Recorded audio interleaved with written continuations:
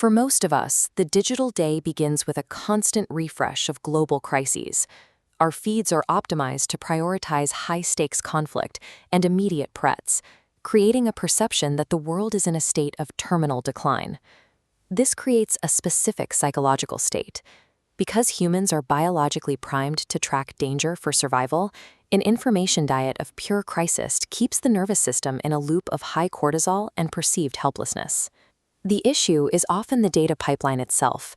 Thousands of scientific and social breakthroughs occur every day, but because they lack the immediate urgency of a disaster, they rarely trigger the engagement metrics required to reach a mainstream audience.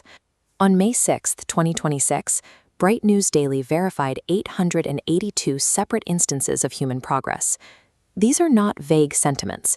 They are documented events across medicine, tech, and ecology that were simply filtered out by the standard algorithm. To see the actual direction of the world, we need to look past the top-line headlines and analyze how progress is functioning at three specific levels: the microscopic, the national, and the planetary. Tracing these wins reveals that progress isn't a series of lucky breaks. It is a measurable accumulation of solved problems happening at every scale of existence. The first level of progress is happening inside the DNA of the Anopheles mosquito.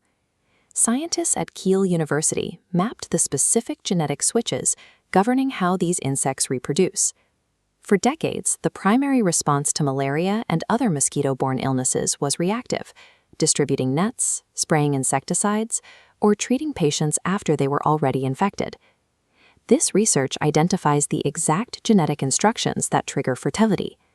By pinpointing these nodes, researchers can intervene before a new generation of carriers is born. When these genetic switches are deactivated, the reproductive mechanism simply ceases to function. This allows for a targeted reduction in disease-carrying populations without relying on broad-spectrum chemicals that affect other wildlife. Eradicating infectious disease is becoming a question of engineering the carrier's biology, rather than just managing the casualties. Moving from the laboratory to the population level, we can see how the application of medical data changes the health of an entire country. In Australia, the latest medical census recorded no new diagnoses of cervical cancer in women under the age of 25. To see why this matters, look at the historical trendline. Reaching a statistical baseline of 0 indicates the underlying preventative systems, in this case vaccination and screening, are working at nearly 100% efficiency. This isn't an isolated success. Australia's methodology provides a replicable framework for public health departments globally, showing this specific cancer can be systematically phased out. We are watching a shift in the goal of modern oncology, transitioning from long-term treatment to the total elimination of a disease for an entire generation. Finally, we zoom out to the planetary scale, where the global energy grid is undergoing a forced reorganization. Legacy infrastructure like these oil refineries has long been the backbone of the economy, but that reliance is hitting a breaking point. The current global oil crisis has created extreme price volatility and supply chain bottlenecks. This instability makes fossil fuel reliance an increasingly high risk for national economies and institutional investors. Because renewable energy like wind and solar has zero fuel costs once built, it offers a level of price stability that oil cannot match.